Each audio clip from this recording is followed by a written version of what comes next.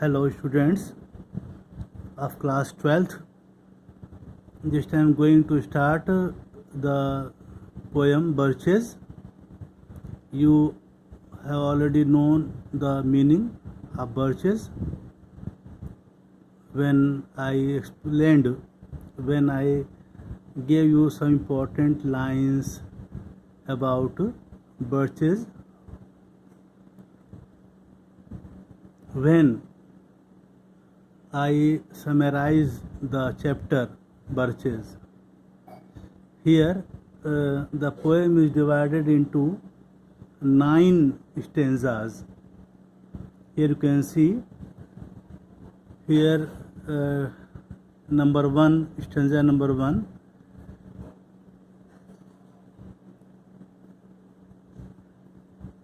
You see here, when I see birches, the poet Robert Frost, the speaker, observes birches bending to left and right across the lines of stately erected dark trees. Here you see, when I see birches bend to left and right across the lines of straighter, darker trees. Straighter means erect or straight. Darker trees. I like to think some boys been swinging them. But swinging doesn't bend them down to stay as ice storms do. Here, stanza 1 is completed. Now see the explanation. The poem opens in an easy style. The speaker observes birches bending to left and right across the lines of straightly erected dark trees. Straightly erected dark trees. He tends to imagine that some boy has been swinging them, resulting in their bending down. He thought that some boy has come here and by swinging the result is bending down, resulting in their bending down. But soon the reality dawns upon them that birches cannot be bent down permanently by the swinging as they are done by the ice storms. Immediately the next thought comes that it is not permanently bent, because what is reality? Reality dawns upon them that birches cannot be bent down permanently by the swinging as they are done by the ice storms. In other words, he says only the ice storms can bend birches permanently. It cannot be bent permanently by swinging. It can be only the ice storms can bend birches permanently. In this line, the poet has given us the description of an observed phenomena.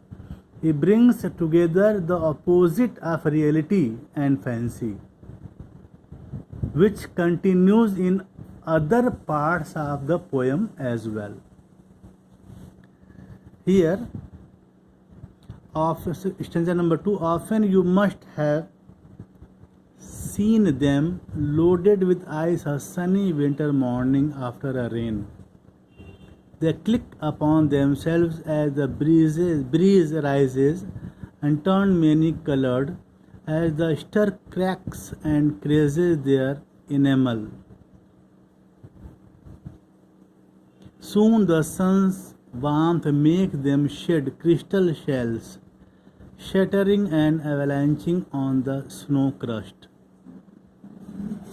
Such heaps of broken glass to sweep away, you would think the inner dome of heaven had fallen. Here the speaker addresses the reader and says that he must have seen birches loaded with ice on a sunny winter morning after the rain. When the wind blows, Birches swing up and down with the clicking sound. The ice on the birches shines and turns many colored as the rays of the sun are refracted in passing through it.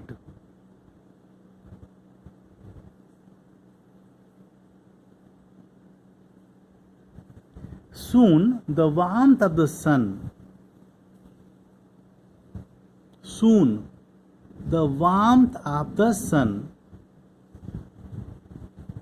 increases and the ice on birches is shaken and breaks down into fragments, means a small part, to fall down on the earth. These pieces of shining ice resemble pieces of broken glass.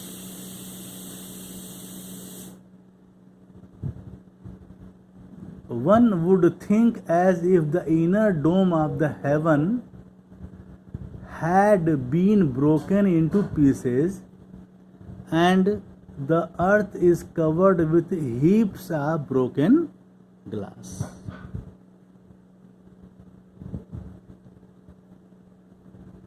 Question number 3. They are dragged to the withered bracken by the load and the scent not to break, though once they are bowed so low for long, they never right themselves. You may see their trunks arcing in the woods, years afterwards, trailing their leaves on the ground, like girls on hands and knees that throw their hair before them over their heads to dry in the sun. With the burden of the ice birches. Here, withered broken means dried up fern. Right themselves means straighten themselves. Arcing means making an arc by bending down. And trailing means pulling. With the burden of the ice birches are bowed very low to the level of the dry fern growing on the earth, but they still not break. They are bent down so much and for so long that they are not in a position of straighten themselves. Their trunks lie arched in the forest for several years. They keep their leaves trailing on the ground, like the girls sitting on their hands and knees,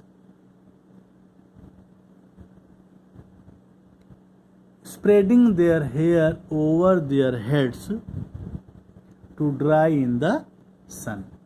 Here, the poet has offered a beautiful image by simile. The trailing of leaves by the birches reminds him of the girls on their knees, spreading their hair over their heads to dry them.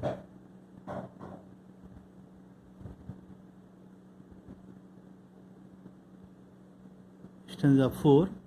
But I was going to say when truth broke in with all her matter of fact about the storm, I should prefer to have some boy bend them as he went out and in to fetch the cows. Some boys too far from town to learn baseball, whose only play was what he found himself, summer or winter, and could play alone. Here the poet imagines here the speaker knows the reality of the bowed down birches. But once again he shifts to his fancy that the birches have been bowed down by the swinging of them by some boy. He thinks that some boy, came from urban area. He made it swing. He made it down, bowed down. He imagines that some boy looking after his cows and living far away. And living far away from the town to learn baseball. devise a game for himself. The game of bird swinging. The game of bird swinging is devised by him. This game he could play all alone in summer or winter. This shift from reality to fancy underlines the fact that the speaker prefers the world of imagination to the world of reality. He says, who plays, whose one play was what he found himself, means he divided himself, summer or winter, in any season, whether it is summer or winter, and could play alone. He would be surely come from somewhere, and any boy looking after his cows and living far away from the town. He came here to learn baseball, divide a game for himself. The game of bird swinging. This game he could play all alone in summer or winter. Now 4 stanzas have completed. Please ask me if you have any problem. Thank you so much.